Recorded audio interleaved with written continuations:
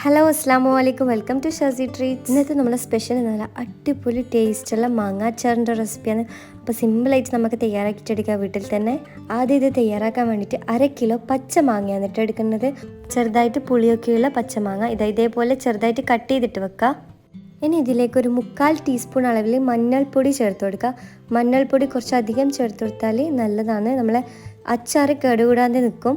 ഇനി ഇതിലേക്ക് അച്ചാറിന് ആവശ്യത്തിനുള്ള ഉപ്പ് ഈ മാങ്ങയിലേക്ക് ചേർത്ത് കൊടുക്കുക. എന്നിട്ട് ഈ മഞ്ഞൾപ്പൊടി ഉപ്പും ഒക്കെ മാങ്ങയിലേക്ക് നന്നായിട്ട് മിക്സ് ആക്കിയിട്ട് ഒരു 20 മിനിറ്റ് റെസ്റ്റ് ചെയ്യാൻ വെക്കുക. ഈ സമയം കൊണ്ട് നമുക്ക് അച്ചാറിൽ വേണ്ട മസാല നമുക്ക് തയ്യാറാക്കിയിട്ടെടുക്കാം.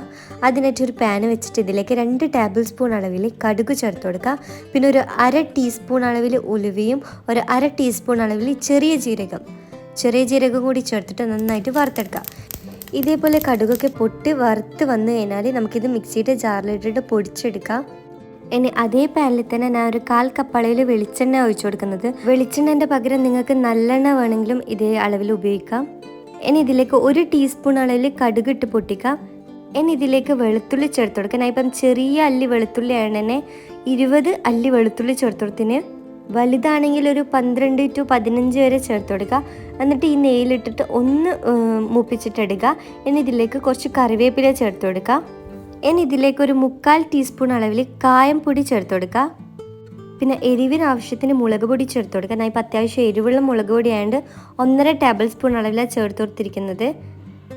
ഇനി ഇതെല്ലാം കൂടി മിക്സ് ആക്കിയിട്ട് നമുക്ക് ഫ്ലെയിം ഓഫ് ചെയ്യാം. ഫ്ലെയിം ഒന്ന് ഓഫ് ചെയ്ത ശേഷം നമുക്ക് നമ്മൾ മിക്സാക്കി വെച്ച മാങ്ങ ഇതിലേക്ക് ചേർത്ത് കൊടുക്കുക. എന്നിട്ട് നന്നായിട്ട് മിക്സാക്കി കൊടുക്കുക. നന്നായിട്ട് ആ മസാല എരിവ് സ്പൈസ് ഫുള്ളും അതിലേക്ക് കോട്ട് ചെയ്യുന്ന രീതിക്ക് ഒന്ന് മിക്സാക്കി കൊടുക്കുക. ഇനി നമ്മൾ അച്ചാർ സ്റ്റോർ ചെയ്തിട്ട് വെക്കുന്നതല്ലേ, കുറേ നാൾ കേടുകൂടാതെ നിൽക്കാൻ വേണ്ടിയിട്ട് ഒരു 3-4 ടേബിൾ സ്പൂൺ അളവിൽ വിനാഗിരി ചേർത്ത് കൊടുക്കുക, സുർക്ക ചേർത്ത് കൊടുക്കുക.